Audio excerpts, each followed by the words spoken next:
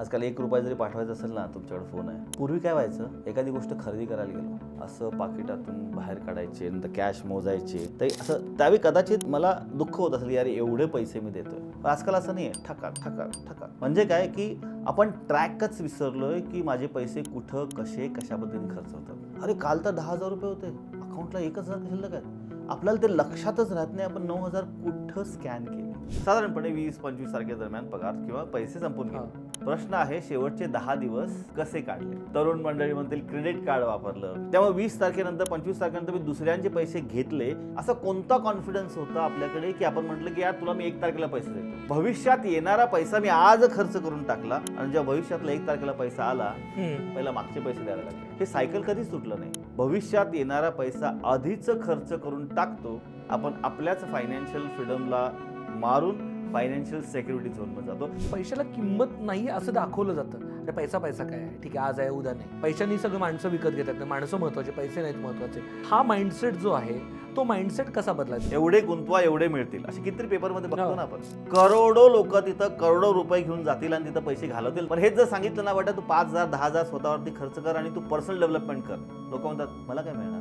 ते काय मिळणार हेच कळत नाही. मला फायनान्शियली सक्सेसफुल व्हायचं आहे, भविष्यात सगळ्या गोष्टी करायच्या. तो हिमालय आहे. आम्ही म्हणतो ना, you are good to climb your personal mount Everest. तिथं जायचं आहे, पण तिथं काय काय लागणार याच्याच गर्तेत मी राहिलो आणि त्याच्याच ओव्हरवेल्ड सिच्युएशन मध्ये गेलो, अँझायटी मध्ये गेलो. पण आज काय लागतंय, आलेल्या पैशाचं नियोजन व्यवस्थित नाही केलं, nothing is going to happen. घरी पैशाबद्दल कॉन्व्हर्सेशन होणं, पैशाबद्दल डिस्कस करणं किती महत्वाचं आहे आणि ते किती आपल्या फ्युचरला इम्पॅक्ट करतं.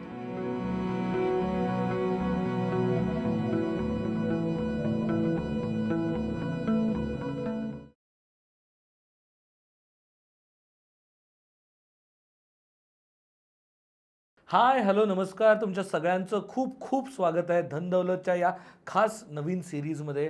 धनदौलतमध्ये आपण पहिल्यांदा खरं तर सिरीज घेऊन आलो आहे आणि त्या 3 एपिसोडच्या सिरीजमध्ये आपण लिटरली पूर्ण आपला पैशाकडे बघण्याचा दृष्टिकोन काय आहे, पैसा वाढवण्याचा दृष्टिकोन काय आहे, वेल्थ मॅनेजमेंटचा दृष्टिकोन काय, या सगळ्या गोष्टींवरती आपण डिटेलमध्ये चर्चा करणार आहोत. त्यासाठीच आपल्या आज खास पाहुणे आपल्यासोबत आहेत. आपल्यासोबत आहेत Sudhir Khot sir, founder of financial fitness. Sir तुमचं खूप खूप स्वागत आहे. नमस्कार. सरांनी गेल्या 20 वर्षामध्ये 4 लाखहून अधिक लोकांना ट्रेन केलेलं आहे. सर सायकॉलॉजी ऑफ मनी आणि सक्सेसवरती अनेक लोकांना ट्रेन करतात, त्यांना मेंटर करतात. सरांचं बरंच काम आहे या क्षेत्रात. सर सगळ्या मोठ्या मोठ्या पब्लिकेशनमध्ये याबद्दल लिहित आलेले आहेत आणि आज आपण त्यांच्याकडं समजून घेणार आहोत फायनान्शियल फिटनेस म्हणजे काय आणि त्याच्यात काय काय करायचं असतं. आणि खरं तर हा पहिला जो एपिसोड आहे आपण तो मनी माइंडसेटबद्दल बोलणार आहोत की पैशाकडे बघण्याचा दृष्टिकोन काय असतो, व्हॉट इज सायकॉलॉजी ऑफ मनी. आणि खास करून हा एपिसोड या सर्व लोकांसाठी आहे की जे आत्ता त्यांचं करिअर सुरुवात करतात, त्यांच्या आयुष्यात पहिल्यांदा फायनान्शियल मॅनेजमेंट हा प्रकार येतो आहे, जे गेले कित्येक वर्ष झालं फायनान्शियल गर्तेत अडकलेत. म्हणजे माझा 20-22 तारखेला पगारच संपून जातो, शेवटचे 10 दिवस काढायचं कसं कळत नाही आहे. किंवा जे आत्ताच्या गिग इकॉनॉमीमध्ये सेल्फ एम्प्लॉईड आहेत, फ्रीलान्सर आहेत किंवा अंतरप्रेन्योर्स आहेत, छोटे उद्योजक आहेत, ज्यांच्याकडे दिसतंय की आपल्याकडे खूप पैसे येत आहेत पण पैसे राहतच नाहीत. नक्की काय होतं आहे, काय गोष्टी चुकत आहेत, काय गोष्टी च्या प्लॅनिंगमध्ये आपल्याला अडथळा येतो, ज्याच्यामुळे आपल्याला पुढे जाता येत नाही आहे, पैसा येतो आहे पण श्रीमंती येत नाही आहे. ह्या सगळ्या गोष्टींवरती आपण आज डिस्कस करणार आहोत. आणि गंमत अशी आहे ना की असं म्हणतात ना की गिटार असते, जर ती ट्यून नाही केली तर त्याचे छान सूर येत नाहीत. सिमिलरली फायनान्सच्या बाबतीत पण असं आहे, जर ते फायनान्शियल ट्युनिंग जमलं नाही तर त्यातनं वेल्थ तयार होत नाही, त्यातनं दौलत तयार होत नाही, फक्त धन येत राहतं. तर ह्या सगळ्या गोष्टींवरती आज आपण गप्पा मारणार आहोत. सर खूप खूप स्वागत आहे पुन्हा एकदा तुमचं. आणि धन्यवाद शार्दूल, धन्यवाद. येस. आणि बोला, सगळ्यात गमतीचा भाग वाटतो की आपण जेव्हा म्हणतो की मनी माइंडसेट, आपण लहानपणापासून खरं तर पैसे वापरत असतो, पैसे आपण मॅनेज करत असतो, छोट्या मोठ्या प्रमाणात काही ते करत असतो.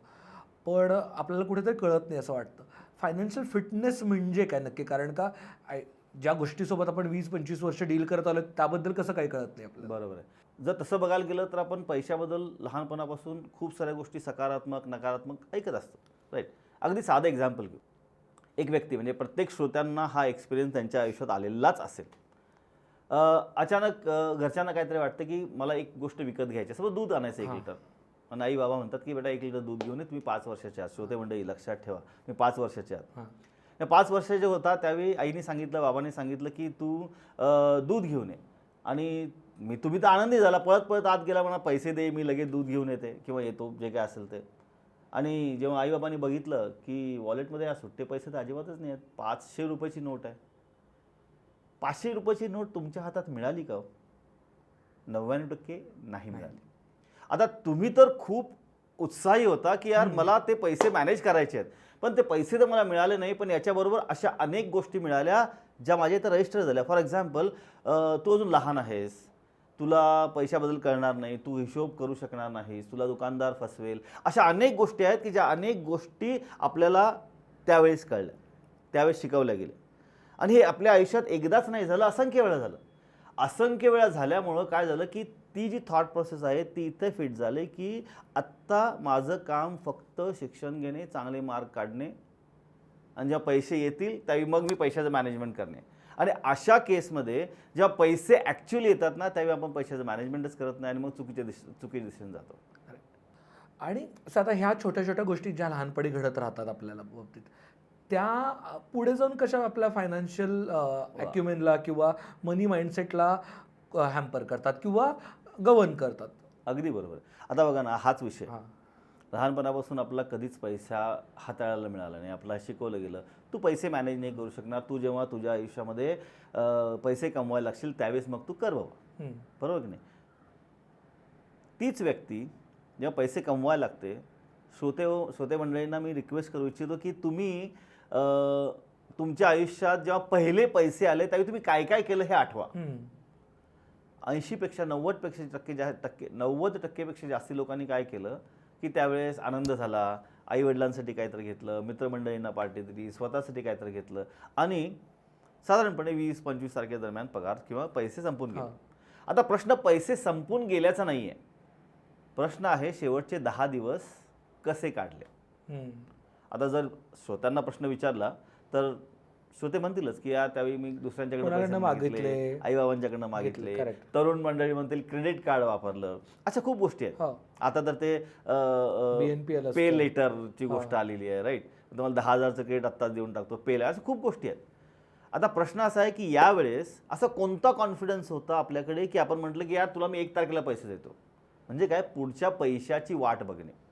म्हणजे लहानपणापासून जे आपल्या डोक्यामध्ये जे घुसवलं गेलेलं आहे की तू पैसे मॅनेज करू शकणार नाहीस, त्यामुळं 1 ते 25 तारीख मी पैसे मॅनेज नाही केले, त्यामुळे 20 तारखेनंतर 25 तारखेनंतर मी दुसऱ्यांचे पैसे घेतले, कारण मला कॉन्फिडन्स होता 1 तारखेला पैसे येणार आहेत. म्हणजे काय, भविष्यात येणारा पैसा मी आज खर्च करून टाकला, आणि जेव्हा भविष्यातला 1 तारखेला पैसा आला तरी काय झालं, पहिला मागचे पैसे द्यावे लागले. करेक्ट. आणि याच्यामुळे हे सायकल कधीच तुटलं नाही. आणि ज्या दिवशी आपण भविष्यात येणारा पैसा आधीच खर्च करून टाकतो, त्या दिवशी आपण आपल्याच फायनान्शियल फ्रीडमला मारून फायनान्शियल सेक्युरिटी झोनमध्ये जातो. बघा किती मोठा इम्पॅक्ट आहे त्या विचारसरणीचा. ॲब्सोल्युटली. हे मला आता लक्षात येतं तुम्ही म्हटल्यानंतर की मी आणि माझ्या मित्रांमध्ये हा सहज जाणवलेला फरक आहे.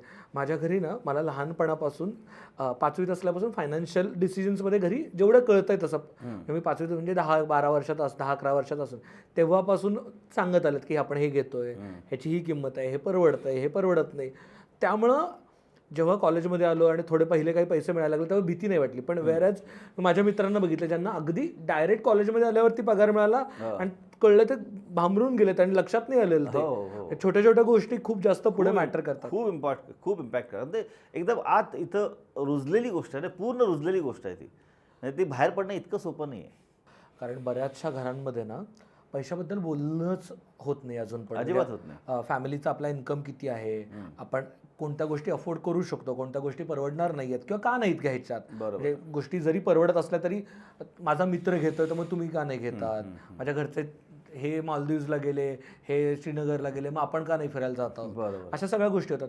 सो मला पुढे जायच्या आधी हा एक प्रश्न विचारायचा वाटतो की घरी पैशाबद्दल कॉन्व्हर्सेशन होणं, पैशाबद्दल डिस्कस करणं किती महत्त्वाचं आहे आणि ते किती आपल्या फ्युचरला इम्पॅक्ट करतं. पैशाबद्दलचं कॉन्व्हर्सेशन हे प्रत्येक घरामध्ये, अगदी तुमचा मुलगा 10 वर्षाचा असेल तिथे सुद्धा पैशाबद्दलचं कॉन्व्हर्सेशन होणं खूप महत्त्वाचं आहे. कारण साधी गोष्ट आहे की सपोज एक कपल आहे, नवरा बायको आहेत, नवरा काम करतो, हाऊसवाईफ मिसेस घरी असते, राईट. अशा केसमध्ये काय असतं, जर स्त्रीला माहिती नसेल की किती पैसा येतो, आपल्यावर लायबिलिटीज काय आहेत, जबाबदाऱ्या काय आहेत, याच्यावरती जर माहिती जर दिली नाही, तर मग काय होतं की एका बाजूचे एक्सपेक्टेशन वाढत जातात. म्हणजे आता जे काही टोटल बघतोय आपण बाजारामध्ये, की जे काही अनसॅटिस्फॅक्शन जे चाललेलं आहे फॅमिलीजमध्ये, कारण एक जण काय करतो, दुसरा जण काय करतो त्याला माहितीच नाही आहे. किती लोक आहेत की म्हणजे क्रेडिट कार्ड असेच वापरतात, कारण त्यांनाही माहितीच नसतं, अरे यार 1 महिन्याने पैसे द्यायचे. त्यावेळेस घरचा जो कमवता व्यक्ती आहे त्या व्यक्तीला ते मॅनेज होणार आहे की नाही होणार आहे. त्यामुळे हे डिस्कशन करणं खूप महत्त्वाचं आहे की आज माझ्याकडे काय आहे, आपली जबाबदारी काय आहे, देणं किती आहे, त्याच्यानंतर राहणार किती आहे, भविष्यात कुठल्या कुठल्या गोष्टी येणार आहेत, या सगळ्या गोष्टी खूप महत्त्वाच्या आहेत. म्हणजे सपोज तुमचाच मुलगा 10 वर्षाचा आहे फॉर एक्झाम्पल, 10 वर्षाच्या मुलाला नाही म्हटलं तर 8 वर्षानंतर तुम्हाला हायर एज्युकेशनचे पैसे लागणार आहेत. आतापासून ते तुम्ही मॅनेज नाही केले आणि आत्ता मला इन्स्टंट ग्रॅटिफिकेशन म्हणून मी काही पण करायचा प्रयत्न केला किंवा केलं, तर त्या केसमध्ये काय होतं की त्यावेळेस मग कुठून ते कर्ज काढायला लागतं, त्यावेळेस कुणाकडे ते पैसे मागावे लागतात. आता ही फायनान्शियल टाईमलाईन जी आहे प्रत्येकाने डिफाईन करणं खूप आवश्यक आहे. आणि फायनान्शियल टाईमलाईन जर नाही कळली तर आपण आजच जगत राहतो, उद्या येणाऱ्या गोष्टींवरती आपण कधीच काम नाही करत. वाव, खूपच महत्त्वाचा मुद्दा तुम्ही आत्ता ॲक्च्युली चालू केलात, तो म्हणजे फायनान्शियल टाईमलाईन. आपण त्याच्यावरती जर बोलू शकलो तर, कारण का बऱ्याचदा ना आपण तुम्ही म्हणाल त्याच्यावरती, कारण का सगळीकडे ना इंस्टाग्रामवरती बघितलं किंवा कुठल्याही मेसेजेसवरती बघितलं, गप्पा मारताना, अरे कल किसने देखा है, आज जिओ, आजसाठी, उद्याचं काय, यू लिव्ह ओनली वन्स, आजच्यासाठी जगा, उद्या किती भविष्याच्या चिंतेत आपण आज नको मारायला, असं कुठेतरी बोलणं जात आहे. आणि सगळ्या मार्केटिंग कंपनीज आणि हे ते आजूबाजूला तेच सांगण्याचा प्रयत्न करतात की आज एन्जॉय करा, उद्या बघू आपण. तर त्या फायनान्शियल टाईमलाईनबद्दल आपण जरा बोलू शकलो तर बरं होईल. हो, नक्की. फायनान्शियल टाईमलाईन समजून घ्यायचं असेल ना, तरी सिम्पल एक गोष्ट प्रत्येक व्यक्तीने लक्षात ठेवायचं. उदाहरणार्थ, आपण पुण्यामध्ये आहोत, मला उद्या दादरला पोचायचं आहे. म्हणजे काय, आज मी पुण्यामध्ये असला, माझी अवेअरनेस आज मी इथे आहे आणि मला दादरला पोचायचं आहे, म्हणजे दुसरा पॉईंट तो आहे. आता याच्या प्रवासामध्ये काय काय येणार आहे ती टाईमलाईन. नाही, सिम्पल. म्हणजे सपोज एखादी व्यक्ती 30 वर्षाची आहे, 35 वर्षाची आहे, 40 वर्षाची आहे. म्हणजे फायनान्शियल सक्सेसफुल होण्यासाठी ना एक ब्रीदवाक्य आहे, जे म्हणजे अवेअरनेस इज की टू सक्सेस. मग असे म्हटलं की घरच्यांना कळलं पाहिजे, अवेअरनेस इज की टू सक्सेस. जर मी आजच्या सिच्युएशनला अवेअरच नाही झालो तर मला भविष्याबद्दल प्लॅन करणं पॉसिबलच नाही. म्हणजे आता फायनान्शियल टाईमलाईनमध्ये आपण नंतर सविस्तर बोलूयाच, पण फायनान्शियल टाईमलाईन म्हणजे काय, एक 30 वर्षाची व्यक्ती, त्याने त्या कपलला सपोज एक मुलगा आहे, एक मुलगी आहे, मुलगा 8 वर्षाचा आहे, मुलगी 10 वर्षाची आहे, आणि त्यांचं आयुष्य सुखकर करायचं आहे. सिम्पल काय की मी आज कुठे आहे, 30 वर्ष, माझा पगार किती आहे एवढा, माझा लायबिलिटीज किती एवढे आहेत, माझ्याकडे पैसे शिल्लक किती एवढे राहतात. आता मला भविष्यामध्ये रिटायरमेंटला किती पैसे लागतील, मुलांच्या शिक्षणासाठी किती पैसे लागतील, याचं व्हिज्युअलायझेशन करणं. आता याच्यामध्ये काही फॅक्टर असतात, म्हणजे इन्फ्लेशनला कन्सिडर करायला पाहिजे, रिअल रेट ऑफ रिटर्नला कन्सिडर करायला पाहिजे, फ्युचर व्हॅल्यूजला कन्सिडर करायला पाहिजे. या सगळ्या गोष्टी कन्सिडर करून मला हे कळलं पाहिजे ना की मला 10 वर्षानंतर किती पैसे लागणार आहेत, त्यामुळे आत्ता माझी स्पीड किती आहे. म्हणजे अगदी पुन्हा मागच्या उदाहरणाला जायचं झालं ना, तर मला सपोज दादर TTला 10 वाजता पोचायचं आहे, मी पुण्यात आहे, मला 4 तास लागतात फॉर एक्झाम्पल, आणि मला 6 वाजता निघायला पाहिजे होतं. मी 6 वाजता निघालो नाही, मी 5 वाजता निघालो. म्हणजे काय झालं, मी आरामात निघालो होता. जवळ गेल्यानंतर माझ्याकडे वेळ भरपूर आहे. करेक्ट. आणि जेव्हा वेळ भरपूर असतो तेव्हा आपण काय करतो, एन्जॉय करतो, सिनरी बघतो, कॉफी पिऊ शकतो, जीवन एन्झायटी फ्री जगू शकतो, तो ड्रायव्हिंगचा पिरियड. आणि हे जर 6 वाजता निघायच्या वेळी 7 वाजता निघालो तर सगळी गडबड, सगळं फास्ट. मग अशा वेळेस काय होतं, चुका होतात. मग कुठल्या तरी पॉन्झी स्कीमकडे जातो, पण मग हाय रिटर्नच्या गोष्टीकडे जातो, अशा कित्येक गोष्टीकडे जातो. हे सगळं सायकोलॉजी आहे शेवटी. जर त्यावेळेस जर आपण टाईमलाईन मला मॅनेज केली की मला कुठं जायचं, मला स्पीड किती पाहिजे, ह्या गोष्टी जर मी आधीच जाणून घेतल्या तर फायनान्शियल स्ट्रेस येण्याचं काहीही कारण नाही आहे. फक्त मला ट्रॅव्हल जर्नी मला माहिती पाहिजे, आणि प्रत्येक व्यक्तीची ट्रॅव्हल जर्नी वेगवेगळी आहे आणि प्रत्येकाचे स्टॉप्स वेगळे आहेत. प्रत्येकाचे स्टॉप्स वेगवेगळे आहेत. वाव. सो आपण जेव्हा ह्या फायनान्शियल टाईमलाईनबद्दल बोलतो, सायकोलॉजी ऑफ मनीबद्दल बोलतो आणि सक्सेसबद्दल बोलतो, मला सगळ्यात मोठी गोष्ट समजून घ्यायची आहे की सायकोलॉजी ऑफ मनी कशी समजून घेतली पाहिजे आपण, आणि ती तुमच्या सक्सेसवरती कशी मॅटर करते. वॉरेन बफेट म्हणतो ना की जसं the more you learn the more you earn. जोपर्यंत आतून शिकत नाही, म्हणजे नुसतं वाचून ऐकून नाही चालणार, आतनं ते तयार केलं पाहिजे, शिकलं पाहिजे, स्वतःशी बोललं पाहिजे, तरच ते सायकोलॉजी ऑफ मनीचा वापर करून आपल्याला सक्सेसकडे जाता येणार आहे. ग्रेट. आणि याच्याबद्दल मी अजून पुढं याला अजून पुढं पुस्ती जातो. More you learn more you come to know that more you don't know. खरंय, अगदी खरं. जितकं तुम्ही वाचत जाल ना तेवढं तुमच्या लक्षात ओ शिट मला हे पण माहीत नाही, ओ शिट मला ते पण माहीत नाही. आणि जेव्हा तुम्ही सगळं बंद कराल ना तेव्हा ते मी मोठा, मी राजा, मला सगळंच माहिती आहे. आणि त्या गर्तेत गेला, त्या इगोमध्ये गेला की मग माणसाचं जे काय आता जे चाललंय ना, आपण म्हणतो ना की entrepreneur struggling for cash, struggling for बिझनेसच वाढत नाही, एका लेवलच्या पुढे मी पुढे जायचा प्रयत्नच करत नाही. अहो तुम्ही तुमच्या आयुष्यामध्ये जे काय नुसतं बिझनेस डेव्हलपमेंट याच्याकडेच फोकस करता ना. प्रॉडक्ट माहिती आहे, धंदा माहिती आहे, मार्केट माहिती आहे, सगळंच माहिती, तरी सुद्धा ग्रोथ का होत नाही? कारण तुमची पर्सनल डेव्हलपमेंट ठीक नाही. आता पर्सनल डेव्हलपमेंटचं उदाहरण काय आहे की ठीक आहे, पर्सनल डेव्हलपमेंट म्हणजे काय एकदम आरमानी सूट आणि 50,000चा बूट असला काही विषय नाही आहे. पर्सनल डेव्हलपमेंट म्हणजे मी जे काय करतोय ना याच्यामध्ये माझ्या हातात एखादं पुस्तक आलं. आता पुस्तक म्हणजे काय, एका व्यक्तीची रूपरेषा असते. आता त्यांनी त्याच्या आयुष्यात जे काही कमावलेलं आहे, भोगलेलं आहे, काय चुका केल्या ते सगळं मांडत असतो. कदाचित ती चूक आपणही करत असतो. जर एखादं पुस्तक वाचलं तर काय होतं की त्याच्यातून कदाचित मला जे हवं आहे ते मिळून जातं. म्हणजे पण सर त्या सेल्फ टॉकमध्ये ना बऱ्याचदा आपल्याला लक्षात येतं की आपण स्वतःच्याच विचारांमध्ये कुठेतरी गुंतून जातो आणि अशा पुस्तकातनं कळत नाही, मग आपण ते बऱ्याचदा आपल्याला हवं तेवढंच घेतो. बरोबर. ह्याचं मला कनेक्शन याच्याशी जोडायचं खरं तर, की असे काय आपले बिलीफ्स आहेत पैशाबद्दलचे, बिलीफ्स अबाउट मनी, की जे समजून घेणं गरजेचं आहे, जे कॉमनली म्हणजे कॉमन मिस्टेक्स आहेत किंवा ज्या खरं तर चुकीचे विचार आहेत पैशाबद्दलचे. आता एखादी व्यक्ती लहानपणापासून विचार खूप करत असते की नाही मला ना भरपूर पैसे कमवायचे आहेत, की व्हिज्युलायझेशन खूप असतं की नाही मला माझ्या घरची एवढी प्रॉपर्टी आहे, माझ्याकडे मला असं जगायचं आहे. पण कालांतराने त्याच्या हिशोबाने ना काय मिळत नसतं, म्हणून तो एक ब्लॅक स्पॉट निर्माण होतो. मग त्याला नेहमी वाटतं पैशाबद्दलचं ते म्हणते मला पाहिजे, मला अशी थॉट प्रोसेस बघतो बाजारात सगळी ही अशी तयार होते. किंवा पैसे काय झाडाला लागतात का, म्हणजे माझ्याकडे कमी आहेत म्हणून झाडाला लागतात का. अशा अनेक प्रकारचे नकारात्मक विचार पैशाबद्दल येतात. फक्त पैशाबद्दलचं स्कॅर्सिटी झोनमध्ये गेलेलो असतो म्हणून. कारण लहानपणापासून आपल्याला पैसा कमी आहे, पैसा जपून वापरायचा, पैसा खर्च करायचा नाही, पैशानीच सगळे प्रॉब्लेम होतात, पैसे काही झाडाला लागत नाहीत. म्हणजे पैसे एक स्कॅर्स कमोडिटी म्हणून आपल्याला सांगितलं गेलं आहे. आणि एकदा स्कॅर्सिटी आली तर काय होतं, मला प्रोटेक्शन असतं. आणि प्रोटेक्शन म्हटलं की मग मी त्यासाठी काय पण करायला तयार. FOMO, fear of missing out, right. मला जर मी ते केलं नाही तर पैसे माझ्याकडे निघून जातील. एकमेव याच गोष्टीमुळं नकारात्मक विचारसरणी सगळी चालू होते. आणि पैशाबद्दल एका साईडला स्केअर्सिटी निर्माण केली जाते आणि बऱ्याचशा एस्पेशली मराठी घरांमध्ये पैशाला किंमत नाही असं दाखवलं जातं. अरे पैसा पैसा काय आहे, ठीक आहे आज आहे उद्या नाही, पैशाचं काय, पैशानी सगळं माणसं विकत घेतात, नाही माणसं महत्त्वाचे पैसे नाहीत महत्त्वाचे, ह्या पद्धतीने पण केलं जातं. हा माइंडसेट जो आहे इन जनरल पैशाबद्दल किंवा मनीबद्दलचा, वेल्थबद्दलचा, तो माइंडसेट कसा बदलायचा. म्हणजे आता कळतंय की आपल्याला आपण ज्या पद्धतीने आत्तापर्यंत पैशासोबत नातं आहे आपलं ते कुठेतरी चुकीच्या मूल्यांवरती आधारित आहे. बरोबर. तर ही मूल्य बदलायची म्हटलं तर कारण फंडामेंटल चेंज आहे. बरोबर. हा फंडामेंटल चेंज कसा करायचा, कारण का 20 वर्ष 30 वर्ष 40 वर्ष ज्या पद्धतीने मी शिकत आलेलो आहे, जो एक माझ्या आयुष्यातला खूप महत्त्वाचा घटनात्मक बदल आहे, तो कसा बदलायचा. आणि कॉन्शियसली बदलणं खूप अवघड असतं. तेव्हा सगळ्यात पहिल्यांदा ही संकल्पना बदलायची असेल ना तर पैशावर प्रेम करायला लागणं महत्त्वाचं आहे. अबंडन्स क्रिएट करणं महत्त्वाचं आहे. आणि अबंडन्स क्रिएट करण्यासाठी तुम्हाला पैसा ही संकल्पना समजून घेणं खूप महत्त्वाचं आहे. पण प्रॅक्टिकली जर बघायला गेलं आपण तर पैसा म्हणजे काय, पैसा म्हणजे मी केलेल्या कामाचा मोबदला. इतकं सिम्पल गणित आहे ते, राईट. आता इथे पण सायकोलॉजी कशी घडली हे आपण 1-2 मिनटं समजून घ्यायचा प्रयत्न करू.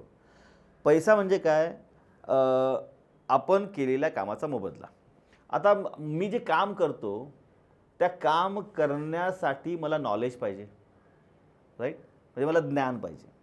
म्हणून लहानपणापासून आपल्याला काय सांगितलं गेलं की तू जेवढा शिकशील तेवढा तू यशस्वी होण्याची चान्सेस जास्त आहेत. बरोबर. आता आपल्या दृष्टिकोनातून किंवा आपल्या सिनियरच्या दृष्टिकोनातून यशस्वी म्हणजे काय, एक चांगली नोकरी लागणे, चांगला धंदा लागणे, भरपूर पैसे कमवणे, हे यश. बरोबर ना. असं कोण म्हणतं का नाही तू PhD झालास बेटा, तू एवढे 5-6 पब्लिश केलं तू यशस्वी झाला. नाही, ultimately that bounce back to how much you are making money, की तुम्ही तुमचं सर्वायवल चांगलं करता की नाही करता. राईट. म्हणून लहानपणापासून प्रत्येक व्यक्ती आपलं टेक्निकल डेव्हलपमेंट स्ट्रॉंग करण्याच्या नादात असतं. बरोबर. पण कोणी मला गॅरंटी देऊ शकतं का की एक अतिशय भारतातल्या प्रतिष्ठित एज्युकेशन इन्स्टिट्यूटमधनं बाहेर पडले, टॉपर, गोल्ड मेडलिस्ट, त्यांचं फायनान्शियली सक्सेसफुल होण्याची गॅरंटी आहे? अजिबात नाही. पण त्याच ठिकाणी आपल्याच वर्गामध्ये जो ॲव्हरेज मुलगा होता, जो रडत खडत ग्रॅज्युएट झाला, तो माणूससुद्धा यशस्वी होतो. असं का? कारण या दोघांमध्ये एकच फरक आहे. मगाशी जे सांगितलं ना, पर्सनल डेव्हलपमेंट, टेक्निकल डेव्हलपमेंट जो फोकस करतो ना, तो पर्सनल डेव्हलपमेंटकडे लक्ष देत नाही. आता पर्सनल डेव्हलपमेंट म्हणजे एक्झॅक्टली वेगळी गोष्ट आहे. तुम्ही निर्णय कसे घेता, तुम्ही एखादी गोष्ट हरल्यानंतर तुम्ही उठता कसं. Failure is a part of the game, right. आता जो विद्यार्थी जो ॲव्हरेज होता, ॲव्हरेज विद्यार्थी जेव्हा कॉलेजमध्ये असताना, शाळेमध्ये असताना तो काय करायचा, तो नुसता अभ्यास नाही करत ना, तो एज्युकेशन कॉम्पिटिशनमध्ये असायचा, तो स्पर्धेत असायचा, तो स्पोर्ट्समध्ये असायचा, तो मारामारीमध्ये असायचा. सगळ्या गोष्टींमधून त्याची एक मानसिकता घडते. त्यामुळे तो जगाकडे जेव्हा बघतो त्यावेळेस जगाकडे बघताना त्याचे दृष्टिकोन पूर्ण वेगळं असतं आणि याच्याचमुळे त्याला ते यश मिळण्याचे चान्सेस जास्ती असतात. एक डेल कार्नेगी नावाची इन्स्टिट्यूट आहे, खूप पॉवरफुल आहे, मोठी आहे. त्यांच्या ॲनालिसिसमधून त्यांनी सांगितलं आहे की your personal development contributes to more than 90% of your success आणि टेक्निकल डेव्हलपमेंट जस्ट 5 to 10%. मग आता कधी कधी प्रश्न पडतो, मग शिकायचं कशाला, राईट. पण असं नाही आहे. जेव्हा 10% 90% एकत्र होतं, 100% होतं. म्हणजे जे आता जे काही उद्योजक दिसत आहेत, जे आपण युनिकॉर्न्स बघतो आपण, हे सगळे लोक IITs मधले आहेत, IIMs मधले आहेत, शिकले आहेत, पण त्यांनी पर्सनल डेव्हलपमेंट पण चांगली केली होती. अशा असंख्य उदाहरणं आहेत. अजून एक उदाहरण मी सांगू इच्छितो. म्हणजे आपल्याला लहानपणापासून जे घडलं त्याच्यामुळे आपल्या आयुष्यात किती मोठा इम्पॅक्ट झाला. अतिशय साधं उदाहरण आहे. म्हणजे फॉर एक्झाम्पल आपण सगळे वर्गात आहोत, प्रत्येकाचा वर्ग आहे ना, 100 लोक, 20 लोक, 70 लोक. सो मी आहे किंवा तुम्ही आहे आणि टीचरने विचारलं की भारताची राजधानी कोणती? मी म्हटलं बँगलोर मॅडम, राईट. चुकीचं उत्तर दिलं, राईट. आता जर मी चुकीचं उत्तर दिलं तर होतं काय, सगळ्यात पहिल्यांदा पब्लिक हसतं, सगळ्यात पहिल्यांदा. आता ह्युमिलेशन. आता पब्लिक हसतं इथंपर्यंत ठीक आहे, पण teacher is very good, kind hearted, right. She always want her student to become number 1, right. मग टीचर काय म्हणते, चुकीचं आहे, तुला पनिशमेंट मिळेल. हे तू 100 वेळा आली. Bangalore is not a capital of India, Delhi is a capital of India, right. बघा, Bangalore is not capital of India, Delhi is a capital of India किंवा Delhi is a capital of India. आणि तिथं पण थांबत नाही, मला पनिशमेंट पण मिळते. आता हे आपल्या आयुष्यात एकदाच होतं का? नाही, असंख्य वेळा होतं. हे तुमच्या बाबतीत किंवा माझ्या बाबतीत झालं का? नाही, प्रत्येक श्रोत्याच्या आयुष्यामध्ये झालेलंच आहे, एकदा ना एकदा झालेलं आहे ना. Question is what did we learn. शेवटी हाच आहे, सायकोलॉजी हीच आहे ना. आपण शिकलो काय त्याच्यातून? शिकलो काय की एक तर उत्तर द्यायचं नाही, पब्लिकमध्ये बोलायचं नाही, राईट. आणि टीचरने मला सांगितलं की बेटा, Bangalore is not, Delhi is a capital of India. जर यशस्वी व्हायचं असेल तर प्रत्येक गोष्टीला एकच योग्य उत्तर असतं. प्रत्येक गोष्टीला एकच योग्य उत्तर असतं. 1 + 1 = 2, 2 + 2 = 4, 2² = 4. एकच उत्तर बरोबर असतं. तेच परीक्षेत लिहायचं, तरच तू पास होशील, तरच तुला मार्क मिळतील, तरच तू यशस्वी होशील. बरोबर. आता एवढं सगळं घेतलं आणि मी बाजारात आलो, मी धंदा चालू केला किंवा नोकरी चालू केली. मी काय शिकलोय? एकच उत्तर असतं. मी काय शिकलोय? प्रश्न विचारायचे नाहीत. आता मी जर हा माझा प्रोडक्ट तयार केला आणि हा प्रोडक्ट तयार केल्यानंतर ह्याच्याबद्दल मी लोकांना प्रश्नच विचारले नाहीत, तर काय होईल? मला कळणारच नाही, फीडबॅक मिळणारच नाही. पुढची गोष्ट काय, जर मी इथे डिफाईन केलं की नाही, एका प्रश्नाला एकच उत्तर आहे. जेव्हा माझ्या आयुष्यामध्ये, बिझनेसमध्ये, नोकरीमध्ये कुठला तरी एक प्रॉब्लेम होईल, माझ्या इथं एक सोल्युशन इथं फिट आहे आणि ते जर सोल्युशननी मला उत्तर मिळालं नाही शार्दूल, तर काय होतं की माणूस तिथं ब्लॉक होऊन जातो. करेक्ट. आणि जिथं ब्लॉक होऊन जातो तिथं मग ते कवच तोडणं शक्यच नसतं. म्हणून 80% लोक त्या थॉट प्रोसेसमध्ये गुरफटले गेलेले आहेत. म्हणतात ना, either you can be right or you can be rich. जर तुम्ही फक्त मीच बरोबर आहे याच संकल्पनेमध्ये बाजाराकडे बघत असाल, धंद्याकडे बघत असाल, तुमच्या एन्व्हायरमेंटकडे बघत असाल, तुमच्या सक्सेसकडे, तुमच्या ॲक्टिव्हिटीजकडे बघत असाल, नाही मैं जो बोलूंगा वही सही है, then you are getting blocked and that psychology will keep you wherever you are right now. किती छोट्या छोट्या गोष्टी आहेत आपल्या आयुष्यात किती डीप इम्पॅक्ट करतात. दिस इज सायकोलॉजी ऑफ मनी. आता हे जेव्हा एवढं डीप रूटेड आहे, जेव्हा आपल्याला खूप जास्त ब्लॅक अँड व्हाईटमध्ये बायनरीजमध्ये चूक किंवा बरोबर इतकं क्लिअर कट शिकवलं गेलेलं आहे आणि ते माइंडसेट तयार झालेलं, आता हा बदलायचा कसा? कारण का हे कळतंय की हे चुकतंय, कळतंय की हे ह्याच्यामुळं आपला ग्रोथला अडथळा येतोय, ह्याला कुठंतरी आपला पाय ओढतंय. हे सगळ्यात महत्त्वाचं शार्दूल की लोकांना कळतच नाही की हे माझं चुकतंय, कारण त्यांनी स्वतःवरती काम केलेलंच नसतं ना. मी मगासपासून जे म्हणतो पर्सनल डेव्हलपमेंट. आता पर्सनल डेव्हलपमेंट म्हणजे काय? पर्सनल डेव्हलपमेंट म्हणजे स्वतःकडे जाऊन बघणं. पण आजकालच्या मटेरियलिस्टिक जगामध्ये काय आहे की स्वतःवरती काम करायला लोक तयारच होत नाही. दुर्दैवाची गोष्ट आहे, कोणी जर सांगितलं ना की एवढे गुंतवा एवढे मिळतील, असे कितीतरी पेपरमध्ये बघतो ना आपण. करोडो लोक तिथं करोडो रुपये घेऊन जातील आणि तिथं पैसे घालवतील. दर 6 महिन्यानंतर तीच क्लिपिंग, त्याच टाईपचे पेपरमध्ये बातमी येतात, याच्यामध्ये बातम्या, हा पळून गेला, हा दुबईला गेला, ह्या सगळ्या गोष्टी सुरू होतात. पण हेच जर सांगितलं ना, वाटतं तू 5,000 10,000 स्वतःवरती खर्च कर आणि तू पर्सनल डेव्हलपमेंट कर, स्वतःवरती काम कर, लोक म्हणतात मला काय मिळणार? ते काय मिळणार हेच कळत नाही. म्हणून आम्ही फायनान्शियल फिटनेसची संकल्पना काढली. आम्ही सगळ्यांना सांगायचा प्रयत्न करतो की ठीक आहे तुम्ही जे आहात ते आहात, पण जोपर्यंत तुम्ही स्वतः इम्प्रूव्ह होत नाही तोपर्यंत तुमच्यातलं ज्ञान तुम्ही काय हिऱ्याचे पैलू आहेत ना, तुम्ही ते पाडूच शकणार नाही. हे जर बदलायचं असेल ना तर एक सिंपल आहे की सगळ्यांनी स्वतःवरती काम करायला पाहिजे. आता स्वतःवरती काम करायचं म्हणजे काय की स्वतःला ओळखायचं, पुस्तकं वाचा, ट्रेनिंग प्रोग्राम्स अटेंड करा. आम्ही जेव्हा चालू केलं त्यावेळी तर एवढं काय नव्हतं, राईट. पण आता यूट्यूब आहे तुमच्याकडे. आज तुम्ही एवढे सगळे छान पॉडकास्ट करता, हे बघा, हे वाचा, कारण या प्रत्येक गोष्ट तुम्ही काय तर द्यायचा प्रयत्न करता ना. कारण जर मी काल जे होतो त्याच्यापेक्षा आज मला 1 पॉईंट एक्स्ट्रा मिळाला तर मी कालच्यापेक्षा 1 वरती गेलो ना. It's not an overnight game. It's basically 1% every day, 0.5% every day. It's continuous process.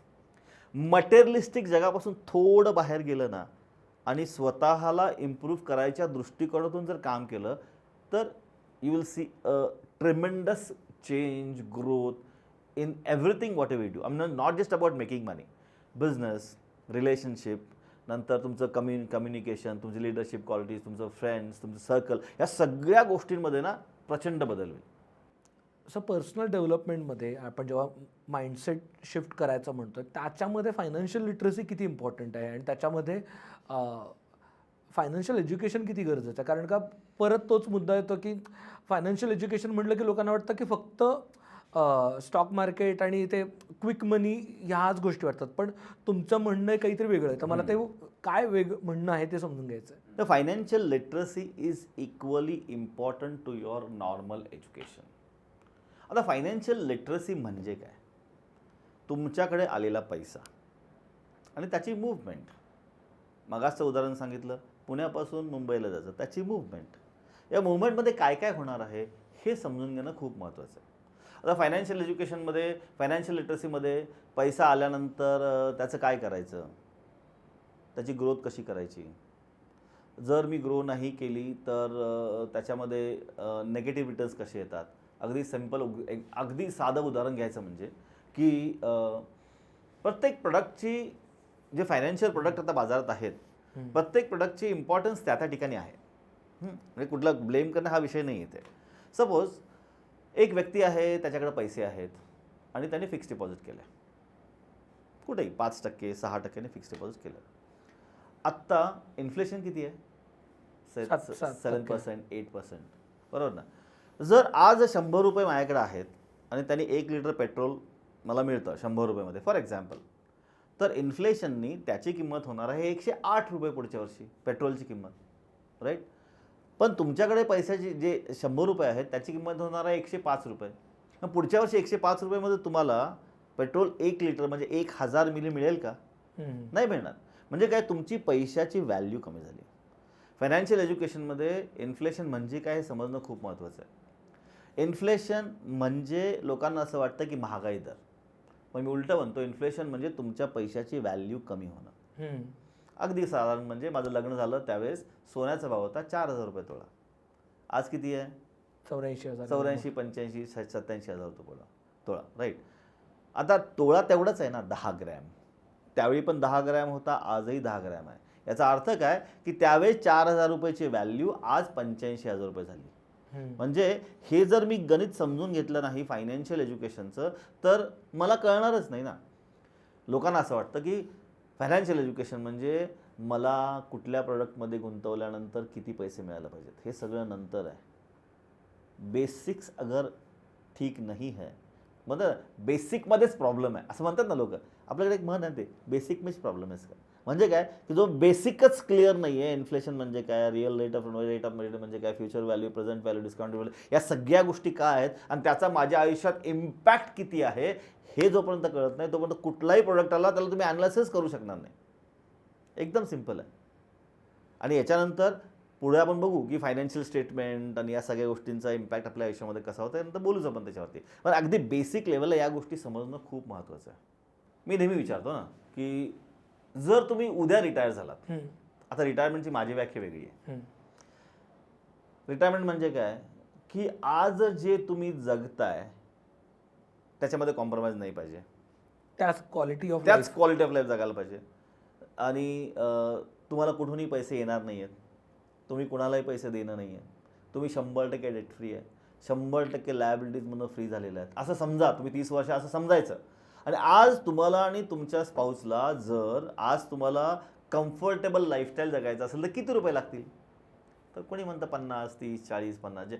पण मी काय म्हणतो, तुम्हाला जगायला किती रुपये लागतील? त्या थॉट प्रोसेसमध्ये बाहेर काढायला मला 10 मिनिटं लागतात. की अजून लोक म्हणतात नाही मुलांचं शिक्षण, अरे ते सगळं संपलेलं आहे. रिटायर्ड लाईफ म्हणजे याच्यातून सगळ्यातून तुम्ही मुक्त झालेला. ओके ठीक आहे, 30,000 रुपये लागतील. आता 30,000 रुपये आज लागतील, पण मी आज रिटायर होणार आहे का? नाही, मी रिटायर होणार आहे 30 वर्षानंतर. म्हणजे 30 वर्ष आहेत माझ्याकडे. जर 30,000 रुपये 8% इन्फ्लेशनने कॅल्क्युलेट केलं तर कंपाऊंडिंग 3 लाख रुपये लागतील रिटायर होईल त्यावेळेस, राईट. आता रिटायर होणार त्यावेळी जर मला 3 लाख लागत असतील तर पुढच्या 20 वर्षासाठी माझ्याकडे काय तर पुंजी पाहिजे ना, ती की ती गुंतवणूक करून मग मला काय तर पैसे मिळतील. तो तुमचा रिटायरमेंट कॉर्पस झाला. आता विषय कसा असतो की सगळ्याच गोष्टी फक्त गुंतवणूक, पैसे याच्यावरती नाही, प्रोटेक्शन नावाची पण गोष्ट असते. ही फायनान्शियल एज्युकेशनमधलीच गोष्ट आहे बरं का.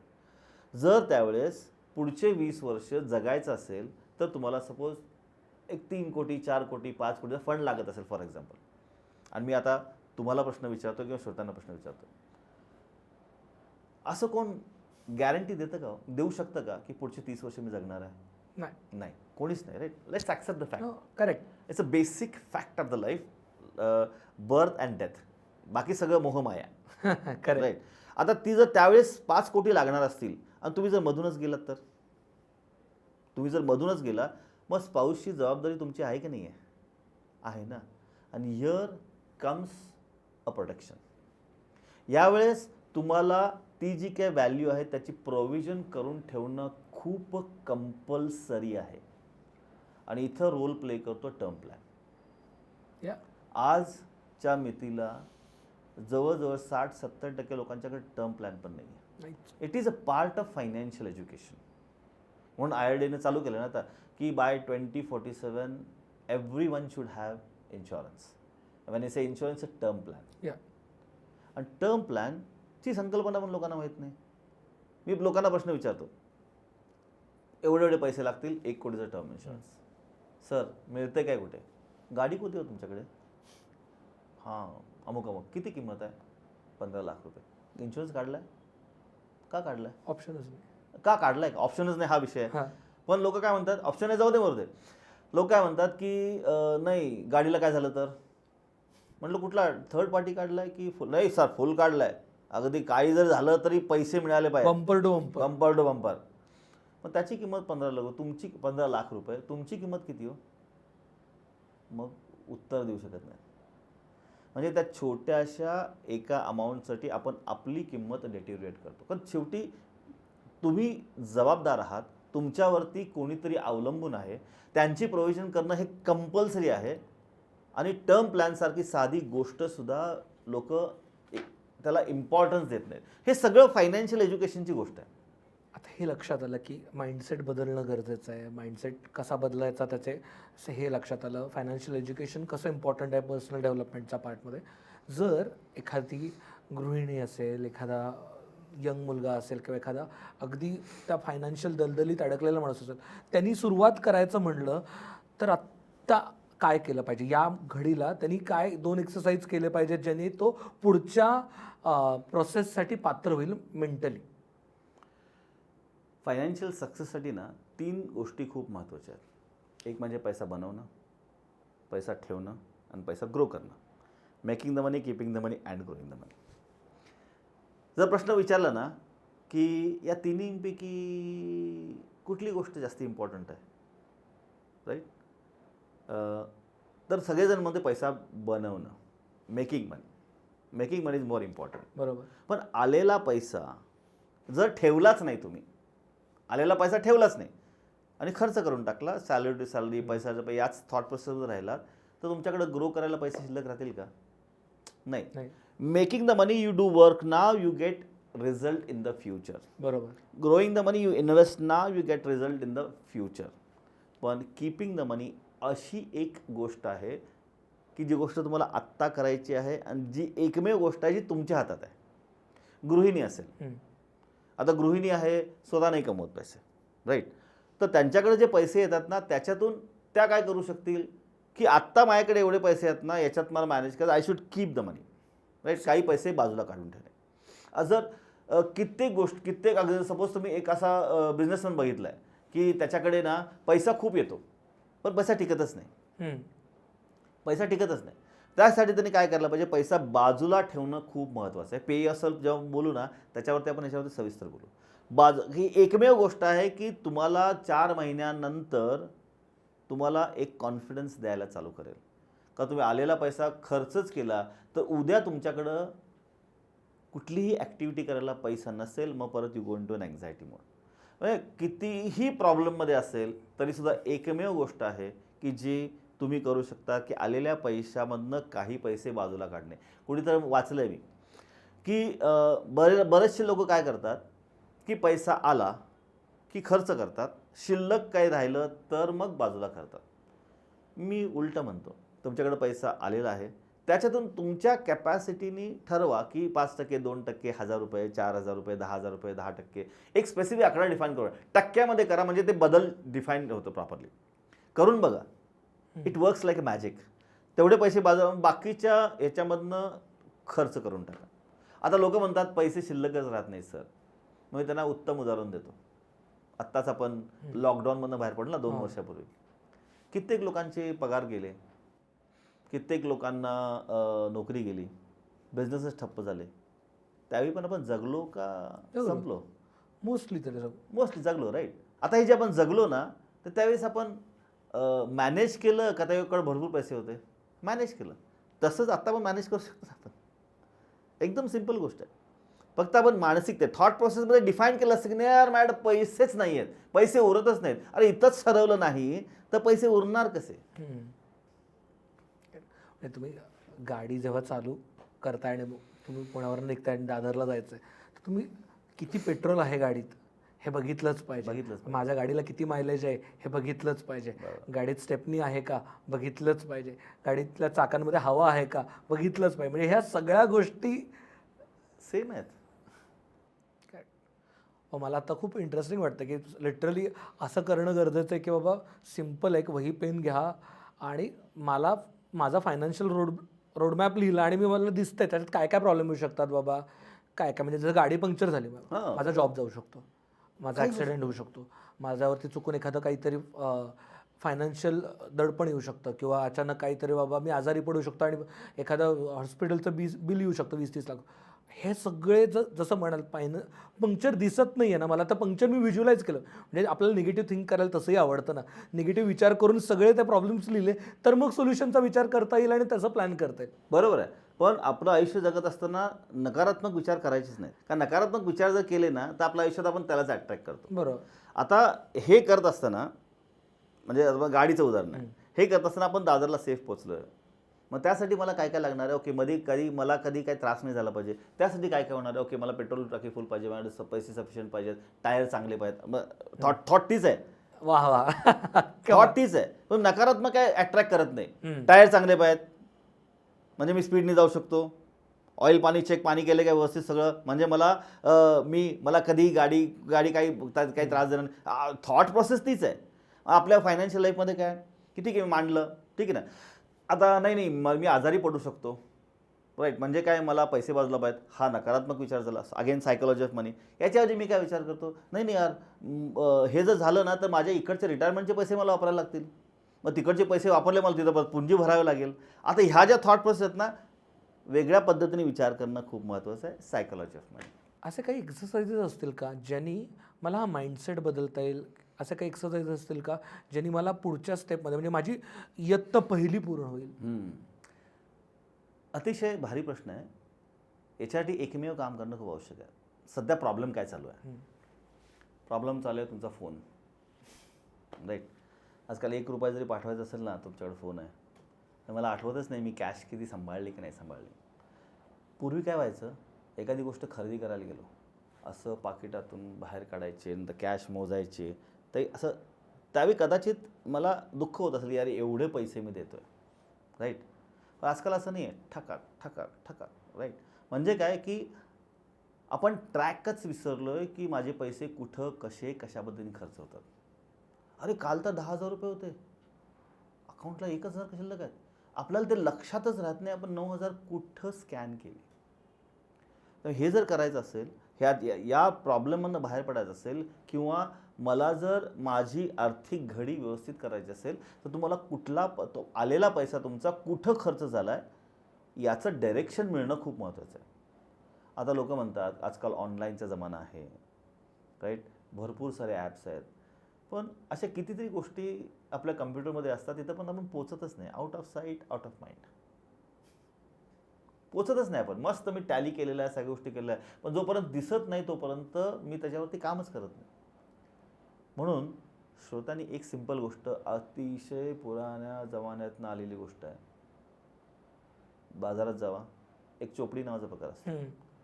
तो चोपडी नावाचा प्रकार फक्त व्यावसायिक लोकांना नाही, मी गेले कित्येक वर्ष ते वापरतो, राईट. आजही तुम्ही मला जर विचारलं ना की 21 जानेवारी 2011ला काय केलं, मला फक्त त्या वहीत जायचं आहे, त्या दिवशी बघायचं आहे, आणि त्या दिवशी मी पटकन सांगू शकतो, राईट. हां, थोडं आजकालच्या पिढीसाठी थोडंसं ऑड आहे, पण हे प्रॅक्टिकल आहे. ती वही घ्यायची, त्यावर तारखा असतात ना, आवक जावक आणि तारीख असते, एवढी मोठी चोपडी असते, आपल्याला नेहमी दिसत असते. काय नाही, दररोज सकाळी आदल्या दिवशी काय काय केलं आहे याचा फक्त खर्च काढायचा, लिहायचं तिथं, GPay ओपन करा, काढून घ्या. कारण तुम्हाला जोपर्यंत त्याचं ॲनालिसिस कळत नाही ना की कुठं खर्च होतो आहे, तोपर्यंत तुम्ही अवॉइड नाही करू शकत. अगदी सिंपल एक्झाम्पल आहे, आमच्याकडेच एक असेच पार्टिसिपंट आले होते. सायकोलॉजी ऑफ मनी झाली, पैशाचं नियोजन झालं, खर्चाचे मॅनेजमेंट झाली. याच्यातून त्यांचं असं लक्षात आलं की असा 20% पैसे, त्याच्या इन्कमच्या 20% पैसे आहेत की दर महिन्याला वायफळ होतात. जेव्हा त्याला हे कळलं त्यावेळेस त्यांनी ते 20% पैसे मॅटिक्युलसली इमानदारी के साथ बाजूला काढायला चालू केले, इन्व्हेस्टमेंट चालू करायला चालू केली. समजून घ्या की तो एक बिझनेस ओनर आहे, टर्नओव्हर आहे. 20% पैसे इज सफिशियंट मनी. कालांत 2-3 वर्षात त्यांचं लक्षात आलं की यार 20%नी आत्तापर्यंत एवढे पैसे आले, इतक्या वर्षात माझं किती नुकसान झालं. तर प्रॅक्टिकल गोष्ट आहे की तुम्ही लिहून घ्या ना, स्वतःचेच पैसे आहेत, स्वतःचाच खर्च आहे, लिहायला काय प्रॉब्लेम आहे. 5 मिनटं लागतील, अजिबात नाही, त्यापेक्षा जास्त वेळ लागणार नाही. आणि त्याच्याखाली मी अजून एक करतो, म्हणजे मी काल काय काय केलं. म्हणजे आजचं सांगायचं म्हटलं तर मी घरून निघालो, मी या स्टुडिओमध्ये आलो, या स्टुडिओमध्ये मी 7-8 तास काढले, मग इथून मी अजून एकांना भेटायला जाणार आहे, नंतर मी ऑफिसला जाणार आहे, ऑफिसमध्ये झाल्यानंतर एवढे लोक मला भेटून गेले, आणि नंतर घरी गेलो आणि विषय संपला. त्या दिवशीच दिनक्रम मला कळतो की मी काय काय केलं काल. इतकं सिंपल केलं ना की आपली जी काही थॉट प्रोसेस डिफाईन होत जाते, आपण कुठे खर्च करतो हे आपलं लक्षात येतं. आणि जर कुठे जातंय हे कळलं, स्वतःलाच विचारायचं, राईट, मागापासून सांगतो, तरच मी त्याला बदलू शकतो, नाहीतर मी बदलू शकणार नाही. Out of sight out of mind. त्यामुळे श्रोत्यांनी जर लिहायला चालू केलं ना तर खूप साऱ्या गोष्टी या रिझॉल्व्ह होतात. हिशोब लिहिण्यापासून सुरुवात होऊ शकते. पहिला हिशोब लिहिण्यापासून सुरुवात करायची, नंतरच पुढच्या गोष्टी होतात. एकदा तुम्ही हिशोब लिहायला सुरुवात केली, जसं मगाशी सांगितलं की त्याला 20% खर्च वायफळ दिसला, आता कोणाला 2% दिसेल, कोणाला 5,000 दिसेल. आता भविष्य तुमचंच आहे, त्याच्याबद्दलचं प्लॅनिंग करणं हे तुमचंच काम आहे. आपल्या आजूबाजूचे काका मामा दादा चाचा बहीण भाऊ कोणीही आपल्या आयुष्यात आपली फायनान्शियल स्थिती मजबूत करायला येणार नाही. तूच आहेस तुझ्या जीवनाचा शिल्पकार. तुला जर करायचं असेल तर मलाच करावं लागेल, राईट. तर मलाच पहिल्यांदा डिफाईन करायला लागेल की माझे पैसे कुठं जातात. एकदा ते कळलं की मग हळूहळू मग त्याचं रिइन्व्हेस्टमेंट होते, मग इन्व्हेस्टमेंट होते. Then you start your journey to create a solid rock bed of investment. Simple आहे. That starts with step number 1, हिशोब लिहिणं. अगदी याचे ॲनॉलॉजी सांगायची म्हणजे मी माउंटेनियर आहे बरं. म्हणजे आम्ही किलिमंजारोपासून एल्ब्रसपासून असे खूप सारे पिक्स क्लाइंब केले. आम्ही जेव्हा सेमिनारमध्ये विचारतो ना की चला ठीक आहे, पुढच्या वर्षी आपल्याला माउंट एव्हरेस्ट चढायचं आहे, तर काय काय करावं लागेल बघा. काय काय करावं लागेल, खूप सारी उत्तरं येतात की किती पैसे लागतील बघायला लागेल, कुठले कुठले गेअर्स लागतील बघायला लागेल, किती रुपयाचे इक्विपमेंट लागतील बघायला लागेल, नंतर मार्केटचा क्लायमेटचा अभ्यास करायला लागेल, कुठल्या लेवलला किती ऑक्सिजन आहे बघायला लागेल. अरे म्हटलं हे सगळं अभ्यास करून जाणार कसं तुम्ही? नाही, हे सगळं लागेल ना सर. अरे पण हे सगळं होता 99.99% लोकांची ही मानसिकता होते, बापरे एवढं लागतंय, त्याशी न केलंच बरं, राईट. म्हणजे we go into that anxiety mode. ह्याची सुरुवात जर उद्या सकाळी उठून ट्रॅक पॅन्ट घालून शूज घालून चालायला जाणं ही पहिली संकल्पना आहे. तरच तुम्ही पुढच्या वर्षी गेल्यानंतर त्याच्याबद्दल विचार करू शकता. एवढा सगळा विचार केला तुम्ही फिजिकली फिटच नाही आहे, तो उपयोग काय? मला फायनान्शियली सक्सेसफुल व्हायचं आहे, भविष्यात सगळ्या गोष्टी करायच्या, तो हिमालय आहे, एव्हरेस्ट आहे. आम्ही म्हणतो ना you are going to climb your personal mount Everest. तिथं जायचं आहे, पण तिथं काय काय लागणार याच्याच गर्तेत मी राहिलो आणि त्याच्याच ओव्हरवेल्ड सिच्युएशनमध्ये गेलो, अँझायटीमध्ये गेलो. पण आज काय लागतंय, आलेल्या पैशाचं नियोजन व्यवस्थित नाही केलं, if it not start keeping the money which you have earn money, nothing is going to happen. तर पहिल्या त्यासाठी काय करायला लागेल, हिशोब. वाव, आय गेस सगळ्यात बेसिक्स क्लिअर करणं परत येतं. आम्ही प्रत्येक एपिसोडमध्ये हेच म्हणतो की बेसिक्स महत्त्वाचे आहेत आणि काय होतं ते ट्रॅक करणं गरजेचं. तर ट्रॅकिंग हा फायनान्शियल फिटनेसचा पहिला पाय आहे. Awareness is the key to success every time. आता आपण दुसऱ्या एपिसोडमध्ये हे बघणार आहोत की आलेले पैसे ठेवतोय कसे आपण, त्यातनं ग्रो कसं, म्हणजे ती जी काही आपली जी एक आर्थिक दलदल तयार झालेली आहे त्यातनं बाहेर कसं पडायचं, त्यातनं ग्रोथ माइंडसेटमधनं तो वापर इम्प्लिमेंट कसा करायचा, प्रॅक्टिकल स्टेप्स काय असतील, ह्या सगळ्याबद्दल आपण बोलणार आहोत दुसऱ्या एपिसोडमध्ये. तोपर्यंत हा एपिसोडमधून तुम्हाला काय काय लक्षात आलं, काय काय गोष्टी जाणवल्या, ह्या कमेंट्समध्ये नक्की सांगा आणि अर्थातच सबस्क्राईब करायला विसरू नका. धन्यवाद. लो असावा.